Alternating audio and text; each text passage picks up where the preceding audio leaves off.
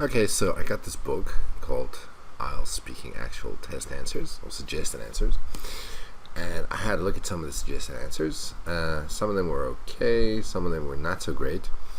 So I thought in this video I'd have a look at the answers and compare some of them to answers I would give to these questions. So I hope you guys find it useful. Okay, so I went through the book. I looked at all the part 1 questions and the part 2 tasks and the part 3 questions, and for most of them they have sample answers. The first topic in the book, though, the one about activities near water, the one that I'm looking at today, the first one, alphabetically speaking, for some reason doesn't have a sample answer to a lot of the questions, though. I'm not sure why. They put the questions there, but there are no sample answers. So for the topic activities near water, I'm just going to have my own sample answers to most of the questions. So let's have a look at those. So question 1, did you learn to swim when you were a child? So as I said, for some reason there's no sample answer given. But how I would answer this question is to say, yeah, we had swimming classes in school during PE, but that's not really where I learned how to swim.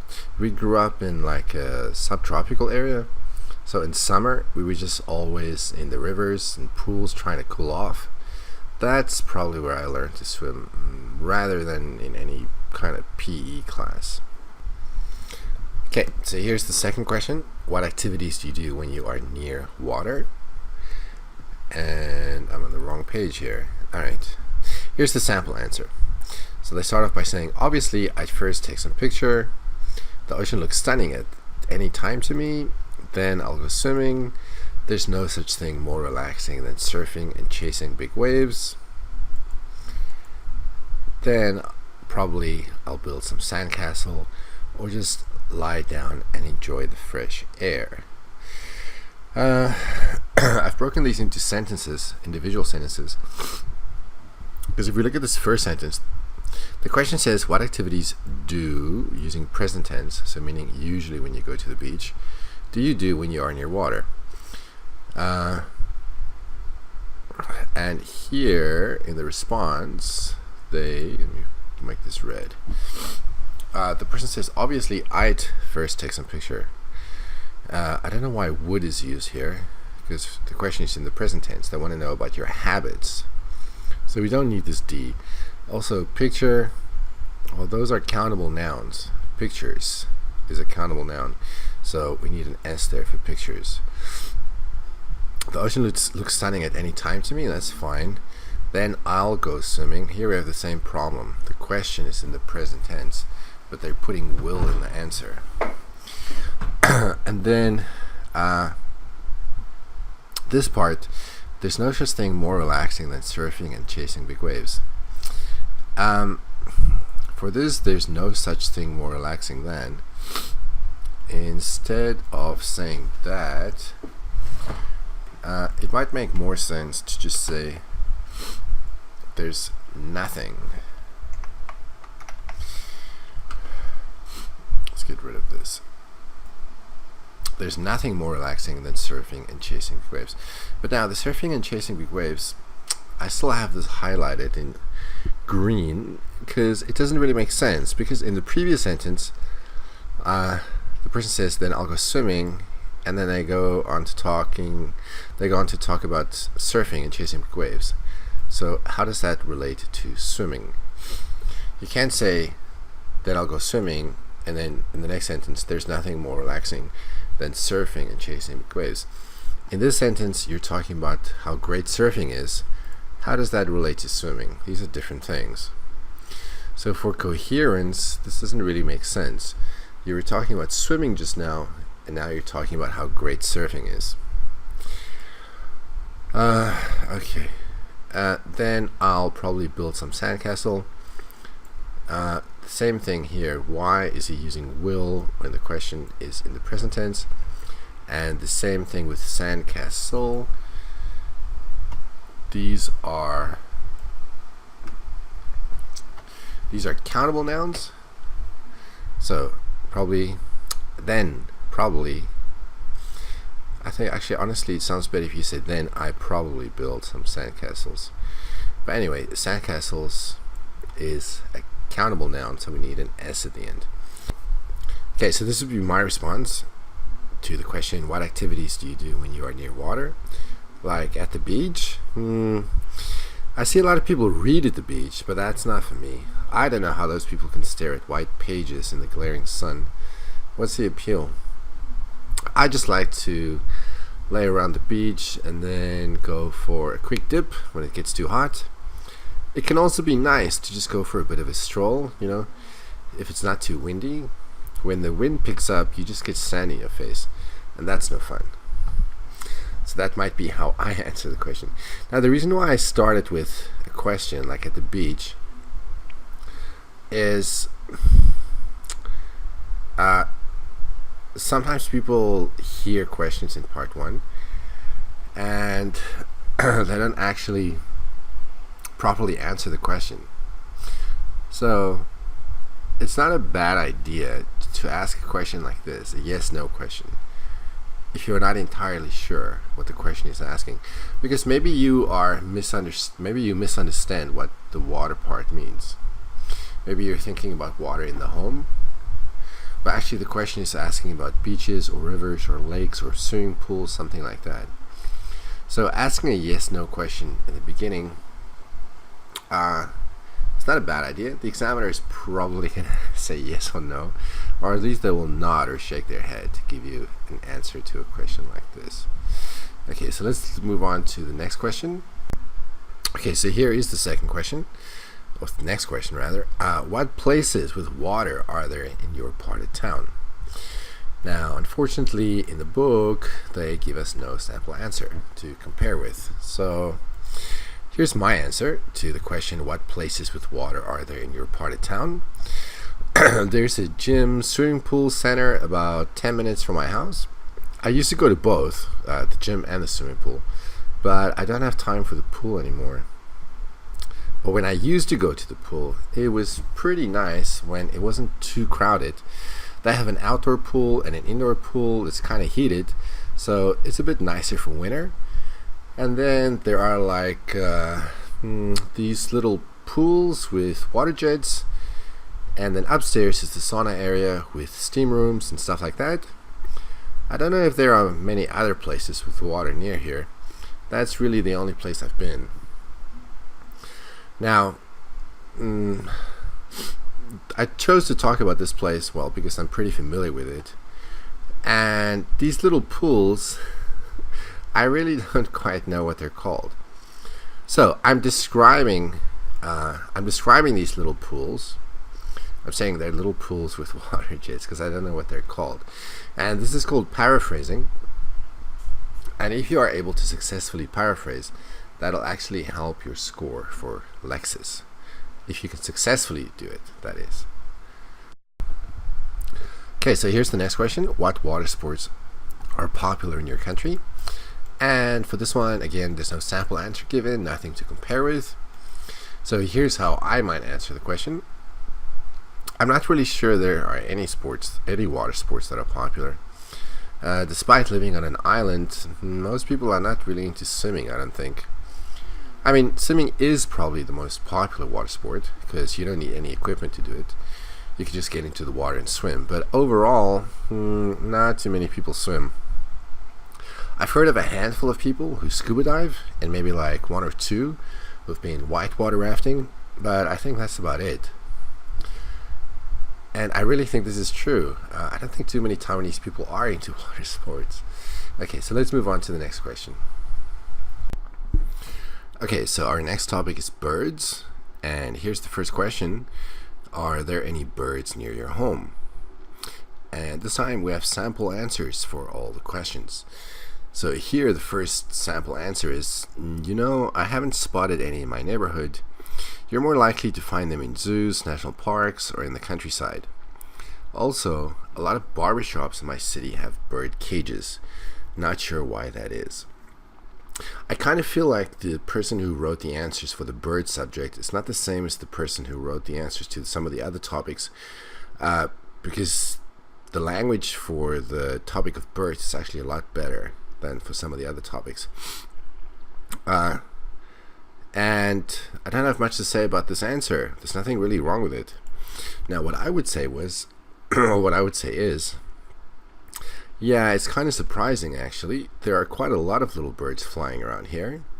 I'm not sure what they eat though. This place is so polluted, I thought they'd all just die off. Then you see some bigger birds, kind of like cranes, I guess, in the rice paddies after harvest time. They're probably eating the insects that get brought to the surface by the harvesting process. Now, just one thing here, I use the word then just to show contrast between the little birds and the bigger birds. That's the purpose of the then in this sentence. Okay, so here's the second question. Have you seen many different kinds of birds? And our sample answer, I've only seen a few. I'm not that much of a bird watcher. The only ones I've seen are pretty common, like pigeons and sparrows. I haven't cited any exotic breeds. Now, you might think that this answer is quite short, and it kind of is, but there are so many questions in part 1. I mean, you have a total of 11 questions. Maybe you don't have a lot to say about each and every single question. So, if some of your answers are shorter than others, it's not the end of the world, as long as you have something to say about some of the topics. Now, this is what I might say. Yeah, quite a lot, actually. We went to a national park near St. Lucia, where there's a bird sanctuary in an estuary, where there are, I don't know, millions of birds nesting on the banks. And then we also went to 1 or 2 ostrich farms. And then we also got to see more exotic birds in Indonesia. I have no idea what kind of birds they were, but they were those big colorful ones, you know, the kind people keep as pets. So here I don't know what those birds are called. I honestly don't. So I described them by saying that people keep them as pets. Again, paraphrasing my answer. Okay, so here's the third question on the topic of birds. How do people in your country feel about birds? Now, I've been saying that the person who wrote the answers for this particular topic has been doing quite a good job, but here we see a couple of problems starting to creep in. They start off by saying overall they're not very into birds. Only elderly people are fond of keeping birds. Most of people only like to eat them, especially game birds. They're also considered sort of delicacy. Alright, so there are 2 problems here. The one is here with the preposition of. Of is usually followed by the article the, so you might have a sentence, most of the people. And the of the is when you are specifying a smaller group that's part of a bigger whole. But the sentence should be, most people only like to eat them, especially game birds. Because you're talking about most people in general, you're not talking about a specific group. And then here with delicacy, delicacy is a countable noun, so the sentence should be, they're considered a sort of delicacy, so we're missing the article here. Now, how I would answer the question, feel about birds? I don't know really. I think they just see them as food. I've seen a couple of shops that have birds in cages near the store entrance. I don't know what that's all about. Maybe they're pets, but I don't know why they'd be kept out of business though. Now, I start off by asking a question, because to be honest, this question is kind of surprising to me. If somebody asked me this question, I'd be kind of weirded out by it. And I really don't know why people do keep birds in cages near some stores. I do see it a lot. I've never asked anyone, but it is kind of weird though. Here's our last question on birds. How do you feel about birds? And our sample answer, the writer says, well, I'd have to say I'm quite fascinated with birds. I guess each person is attracted to a different species. My favorite in the animal kingdom happens to be birds. I just have one small point to make about birds. Here the writer says birds are a species, but that's not actually true. Birds are more of a class of animal rather than a species. The particular type of bird will be a species. The animal birds itself is a class, or maybe we could say kind of animal, but it's a very small point. Now, how I would answer the question is to say, I'm pretty indifferent to birds. I mean, I know they play an important role in the ecosystem, but I just don't think about them too much. I do prefer seeing them in the wild rather than caged in tiny spaces though, which is true. I mean, nobody likes to see that.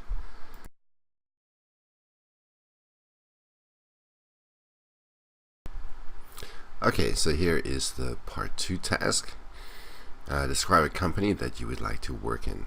Now, as I said before, this sample answer comes from a book, which I showed in the beginning.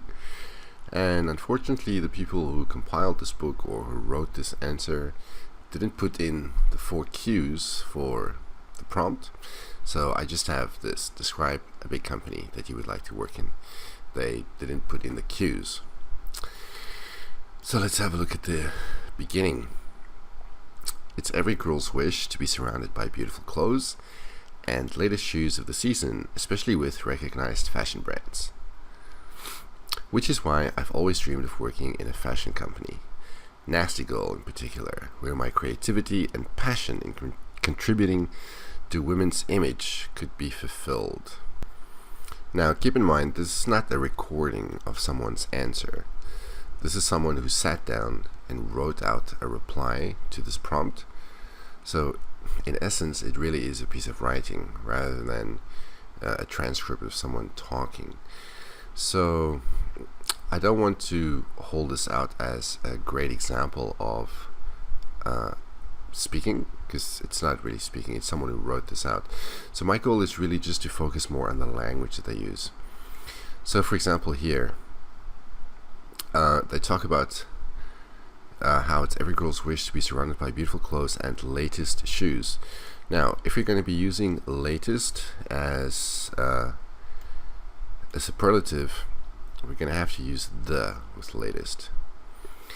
And here they say especially with recognized fashion brands. We don't need the unless you are we don't need the with, rather, not the we don't need the with unless you're going to put a verb in this clause, which there isn't, so we don't need the with. And then here, with passion, they use the preposition in, but with passion we use the preposition for, not in. Now, this phrase women's image, I don't really know what the writer means by this. Well, first of all, since this is plural, women, why is this singular? I'm not sure. But I'm not entirely sure what they're trying to say, so I just left it like this. I don't know what the writer is trying to say there. Okay, let's move on to the next bit. Nasty Girl has been one of the fastest growing retailers in fashion over the past 10 years, and its founder, Sofia Amoruso, is also a heroine in my heart. I'm deeply impressed by how she started the company and built up her reputation. Actually, I should say build up. Alright, so 2 things here. Let's start with the easier one, the build. Well, that should be past tense, built. Now, the deeply impressed. I hear a lot of people saying this, and so I actually did a Google search to see how often deeply impressed is used, and let's have a look. Okay, so here are the Google results for deeply impressed. We have this from a Chinese dictionary, and then this from some, I don't know, crossword site or something like that. There is one dictionary result. Then there are these video results, which seem to be Chinese, Indian. This is a song. Then we have some hits from a German dictionary, a place in China,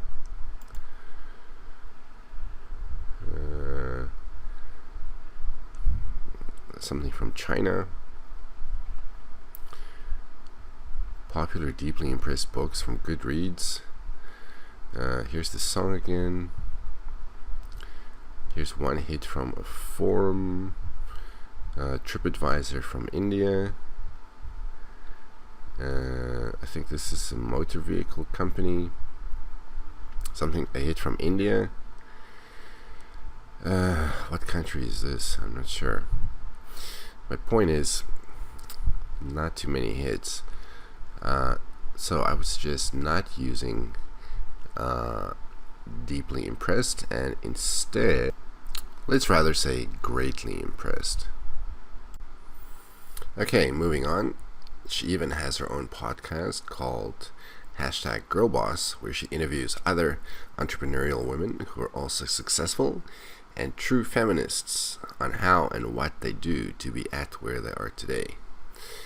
Alright, so let's just rearrange some of these words here. So here we have other entrepreneurial women who are also successful. Why don't we move this adjective closer to the noun? So why don't we say successful entrepreneurial women who are also feminists. And then here we have the phrase what they do to be at where they are today. Now if we're going to use where, we don't need the at. So, and what they do to be where they are today. With such an inspirational and quintessential girl boss like Amoruso, there's no reason any girl wouldn't want to be at Nasty Girl.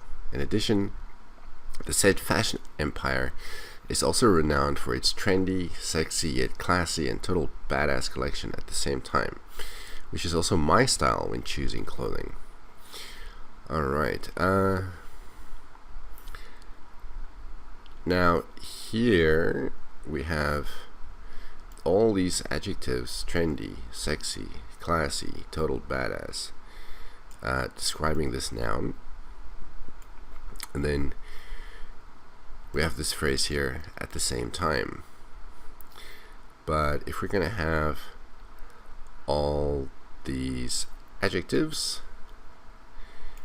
trendy, sexy, yet classy, and total badass, and we have this phrase at the same time, we're going to need a be verb to go with all the adjectives. So being trendy, sexy, yet classy, and total badass at the same time. And then, however, everything always has two sides. Working in fashion industry would be tough and stressful due to its competitiveness and supreme fast-paced characteristics. You're required to have a fine taste in fashion and a keen eye for what's popular or what's potential to become popular, to ride the fashion trend and wouldn't get lagged behind. Okay, so here the writer is a little bit ambitious with their vocabulary use. Let's start with something simple. Fashion industry. Well, we're talking about a specific industry, so we need the article the to indicate the specific industry. And in this phrase here, or what's potential to become popular.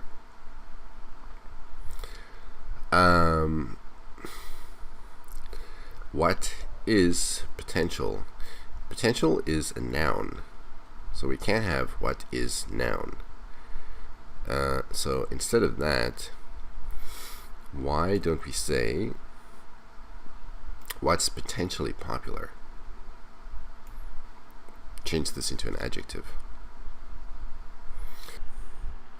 And then here in this sentence we have the subject you, but then we have this get lagged, which is used in the passive, but it is actually the subject doing the lagging.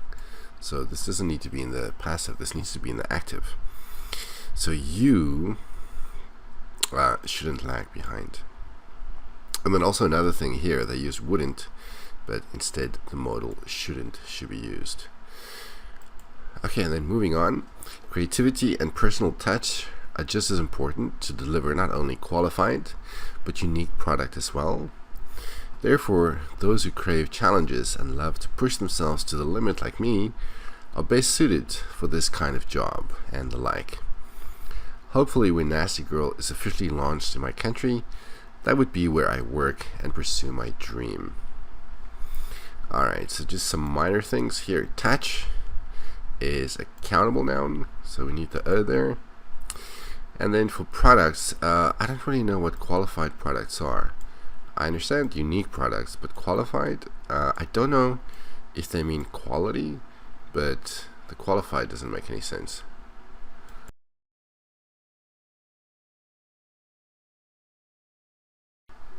Okay, so let's move on to the part 3 questions. The first one, what are the differences between big companies and small companies? And our sample answer is there are many noteworthy things to notice between large and small companies. First thing first, the scale and structure can be considerably distinct. While large corporates operate with various departments and hundreds of employees, small companies don't have that scale and hierarchy, which can be seen clearly in startup structure. Alright, so a couple of notes. Noteworthy things to notice. Well, if something is noteworthy, it means that you should notice it. So we just need noteworthy, not noteworthy to notice. And this phrase here, first thing first, should be first things first. And then here, considerably distinct. I'd say using the adverb considerably with the adjective distinct is a little bit unusual. So let's see what happens if we Google this. Okay, so Googling considerably distinct, I get a hit from German dictionary, German dictionary, German dictionary, a book on chemistry, I don't know what this is, pharmaceutical industry, this seems to be chemistry again. I don't know what this is. Physics, engineering,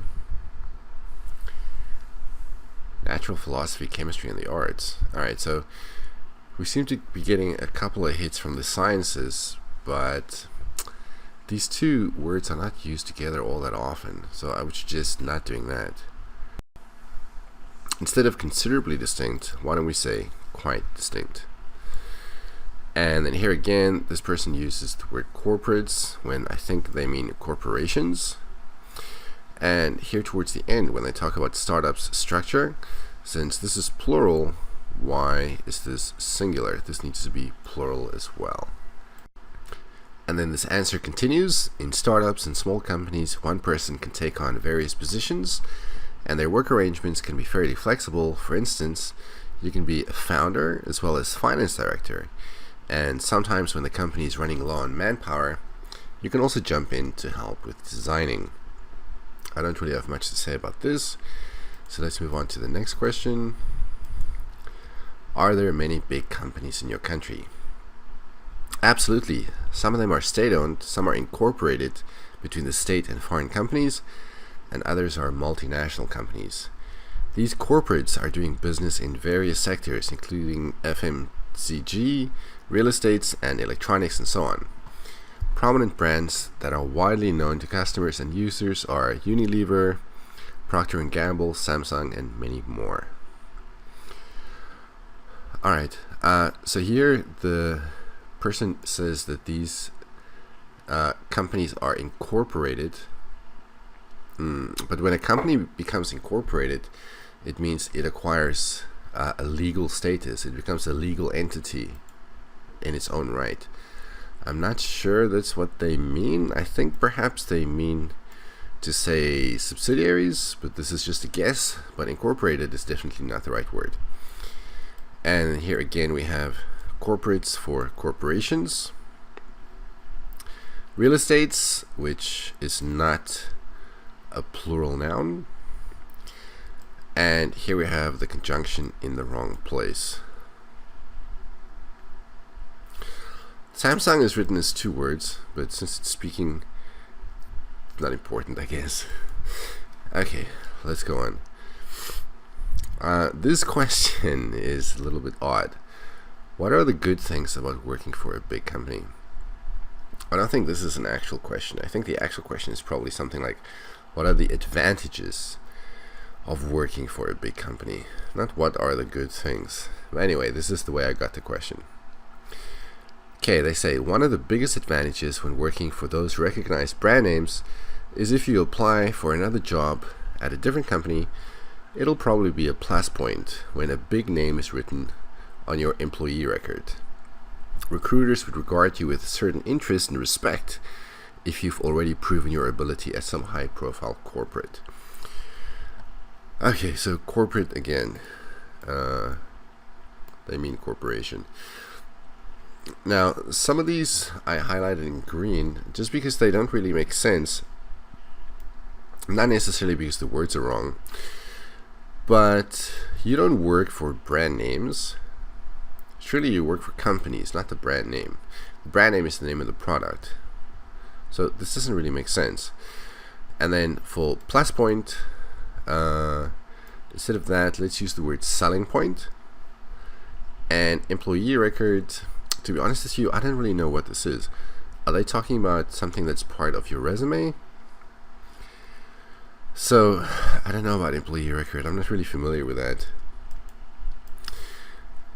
And then they continue. Furthermore, high reputation comes with the high demand in employees, as well as the reputable training processes. Therefore, once you are an employee, there will be so much things to learn and many opportunities to develop yourself, both professionally and personally. Okay. Reputations are accountable, so we need an article. This part I don't understand. With high demand in employees, do they mean that a lot of people want to work for these companies, so there's high demand? But surely once the company hires people, then there will be less demand? I'm not sure what this means. I'm not sure why processes are in the plural, because surely there's only one training process. And then since things are countable, we say many things. Okay, and then the answer continues. I guess it'd have to go through various stages, as any big corporate does before reaching that level. There are many ways to scale up a company, and depending on what industries of the business, people prefer different tactics. Traditionally, it could be a merger and acquisition, in which a company can expand their scale and market shares. I was just thinking now, maybe here we could say it could be through a merger and acquisition. I mean, this is not wrong, but often we say through merger and acquisition. Anyway, okay, so here we have corporate again instead of corporation. And then here, depending on what industries of the business, if you're going to have what, we're going to need a verb. So what the industries of the business are. If we're not going to have a verb, then we could just say depending on the industries of the business. We don't need the what. And then in one market, one company can only have one market share. So this cannot be pluralized. And the answer continues. I'm beginning to feel like this is a really long answer. Today, a small company could go public on stock markets to sell its shares. Take many startups, for instance. This digital era can be seen as a breeding ground for startups to proliferate, especially in technology and innovation.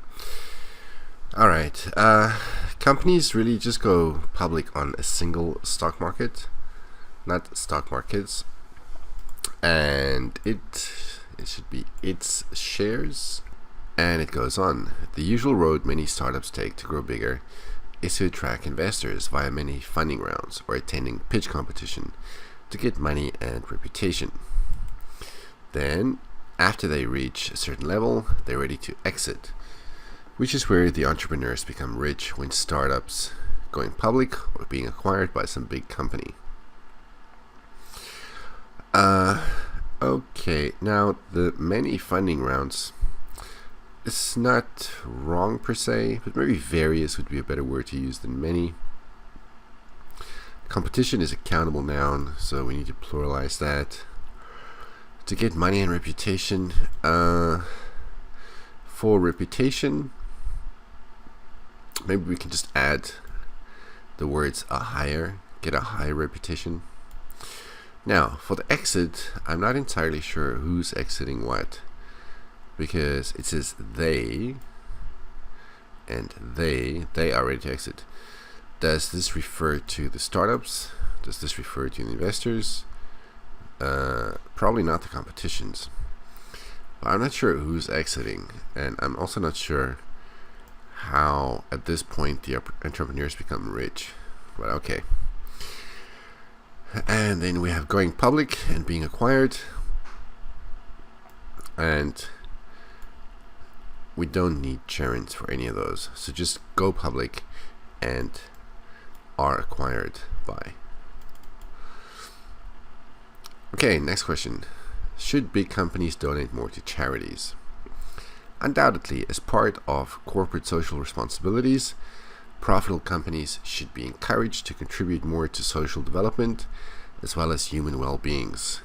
Such activities not only greatly benefit the community, but also enhance the company's image and values. Not many things to say. Well-being is not a countable noun.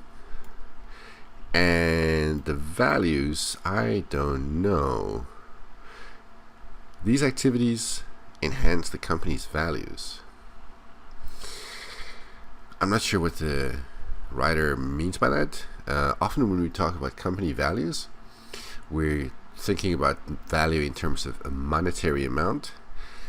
I don't know if here they mean ethical values, corporate values. It's not really clear. Anyway, it continues. Some common ways to join hands in charitable acts that big companies can consider are sponsoring for several events about social and environmental issues, raising awareness of gender equality or the importance of education, and so on. Additionally, these humanitarian aids might also help bonding employees through meaningful charity trips. Okay, this phrase, for several events about social and environmental issues, sponsoring for.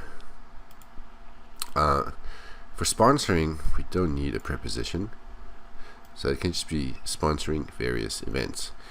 And instead of about, maybe we can use on. Okay, and then the last question. Should big companies be punished more seriously if they break the law? Since large corporates have larger budgets and a whole legal department, they should know better than contravening the law. As a result, should any illegitimate act be conducted, such companies need to receive strict punishments, either financially or with business-related fines. Okay, so the writer again uses corporates instead of corporations. Here, this better than contravening the law. It's not wrong, but people often say better than, they should know better than to contravene the law. But contravening is not wrong. And then here we have punishments as a plural. It's not wrong per se, but it's way more common just to say punishment. And then we have this term business-related fines, whereas usually we say corporate fines. Okay, and then going on, there might be possibilities that employees of these companies will be badly affected by the fines imposed. Therefore, it's worth carrying out an in-depth it's worth carrying out in-depth investigations to hold the right people accountable for the misconducts. Just one thing, there might be possibilities.